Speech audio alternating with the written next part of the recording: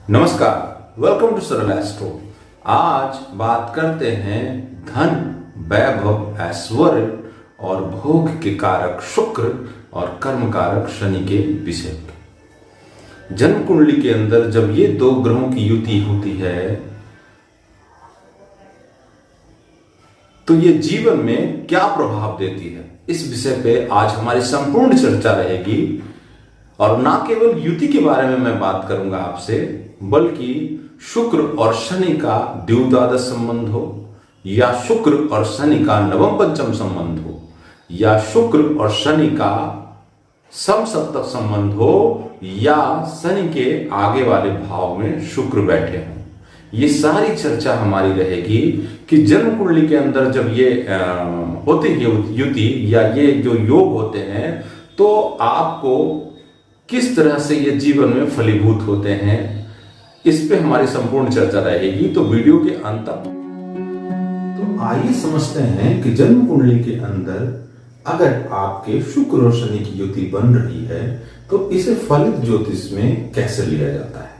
सिर्फ युति की चर्चा नहीं करेंगे हम आज आपके साथ। जब भी मैं किसी कंजंक्शन की बात करता हूं, आपने देखा होगा मेरे वीडियो में गुरु शनि के ऊपर जब मैंने बात किया, तो जब भी मैं कंजंक्शन के ऊपर बात करता हूं तो मैं युति को ही नहीं लेता, बल्कि नवम पंचम संबंध को भी लेता हूं। यानी आपके जन्म पत्रिका के अंदर शुक्र शनि का नवम पंचम संबंध हो रहा है, या शुक्र शनि का द्विद्वादश संबंध हो रहा है, ठीक है, या शुक्र शनि का तृतीय एकादश संबंध हो रहा है, या कहें कि शनि के आगे वाले भाव में आपके कुंडली में शुक्र विराजमान है, या शुक्र और शनि एक दूसरे को देखते हो आपकी जन्म पत्रिका में समसप्तक संबंध हो रहा है, ठीक है।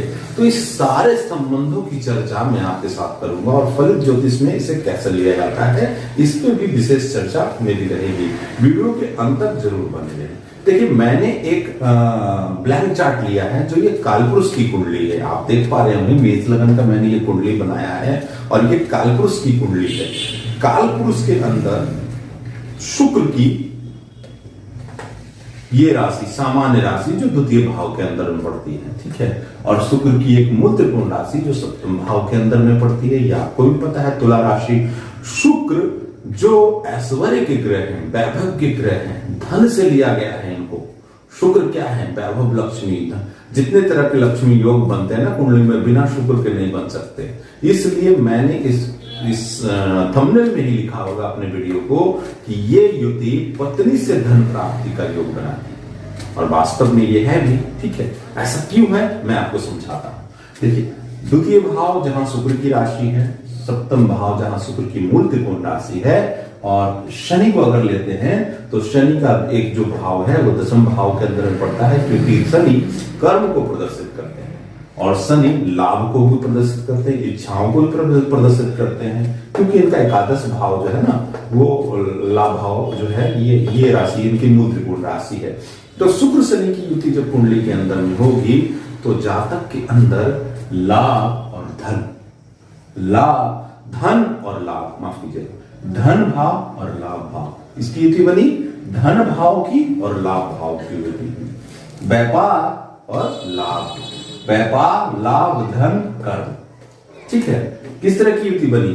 धन हो गया, व्यापार हो गया, कर्म हो गया और लाभ हो गया, है ना। तो ये युति बनी। ये भाव पत्नी का है, ये पत्नी की लॉन्जिविटी का भाव है, ठीक है। ये पत्नी से पंचम भाव है, यानी पत्नी के पूर्व पुण्य का भाव है, और ये पत्नी से सुख का भाव है। दशम भाव क्या है? पत्नी के सुख का भाव है। इसलिए मैंने कहा कि शुक्र शनि की युति जो है वो पत्नी से धन प्राप्ति की ओर को दर्शाता है। आपके जन्म पत्रिका के अंदर अगर शुक्र शनि की युति बन रही है और बहुत ही क्लोज कंजंक्शन में है दोनों, तो इस युति को आप जरूर देखें। आपकी पत्नी जो है वो करियर ओरिएंटेड आ सकती है। धन संचय, धन का मतलब ये नहीं होता, करियर ओरिएंटेड भी आ सकती है कि अपने आजीविका से वो पैसे धनार्जन करे, या कोई ऐसी पत्नी आ सकती है जिनके पैटर्नल प्रॉपर्टी बहुत रहे हो और उससे आपके ऊपर ट्रांसफर आया हो, ठीक है। तो इस तरह का भी हो सकता है।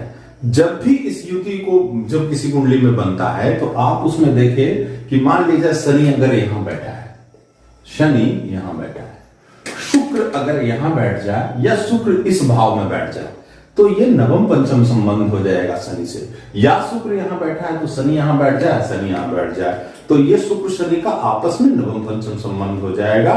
ये भी युति के ही समकक्ष काउंट होगा और युति की तरह ही प्रभाव करने वाला ये योग होगा, ठीक है। या शनि यहां बैठे हुए हैं और शुक्र यहां बैठ जाए, ठीक है, शुक्र यहां बैठ जाए, ठीक है, तो ये भी युति की तरह ही काउंट होगा, ये भी उसी तरह का प्रभाव देगा। या शनि से तृतीय एकादश का संबंध हो शुक्र का, या इस भाव में शनि है तो इस भाव में शुक्र हो, तृतीय एकादश का संबंध हो, या शनि के सामने वाले भाव में शुक्र हो, तो ये भी युति की तरह समतुल्य मानी जाएगी। निश्चित तौर पे इसके प्रभाव बदल जाएंगे, निश्चित तौर पे इसके प्रभाव जो है परसेंटेज में बदल जाएंगे। ये मैंने गुरु शनि के वीडियो में भी बताया था आपको कि युति संबंध जो होता है वो सबसे ज्यादा माना गया है, दृष्टि संबंध उसके बाद है, ठीक है, और ट्राइन संबंध जो है जो नाड़ी ज्योतिष में लिया गया है उसका तो एक अलग फ्रूट है, ठीक है, क्योंकि ये 75% रिजल्ट करता है। पराशर ने भी कहा है, पराशर ऋषि ने भी कहा है कि त्रिकोणगत संबंध जो है वो इक्विवेलेंट टू कंजंक्शन मानिए आप उसको, ठीक है, इक्विवेलेंट टू कंजंक्शन मानिए, ठीक है। तो अगर कुंडली के अंदर इस तरह की स्थितियां आपकी है, ठीक है, तो निश्चित तौर पे आपकी पत्नी करियर ओरिएंटेड आएगी और आपको पैसे का कभी दिक्कत नहीं होगा। इसका कारण क्या है? क्योंकि कर्म कारक शनि पैसे के साथ बैठे हैं। पैसा कौन है? शुक्र है ना। लक्ष्मी कौन है? शुक्र है। तो कर्म कारक का संबंध शनि के साथ हो रहा है, तो आपको पैसे की कमी नहीं होगी, आपको भोग की कमी नहीं होगी, भोग की कमी भी नहीं होगी। लाल किताब इसमें क्या कहता है? लाल किताब का जो मैथोलॉजी है शुक्र और शनि के ऊपर, ये कहता है शुक्र शनि की युति जो है कि युति में कुंडली के अंदर केतु उच्च हो जाते हैं। अब इसका मैथोलॉजी क्या है? देखिए, शुक्र जहां ऐश्वर्य का ग्रह है और शनि वहीं विरक्ति है, तो जो आपके जीवन में भोग दे सकता है वो विरक्ति भी दे सकता है। जो आपके जीवन में बचपन से तकरीबन 40-45 के वर्ष तक आपको भोग दिया तो उसके बाद विरक्ति भी दे सकता है ना।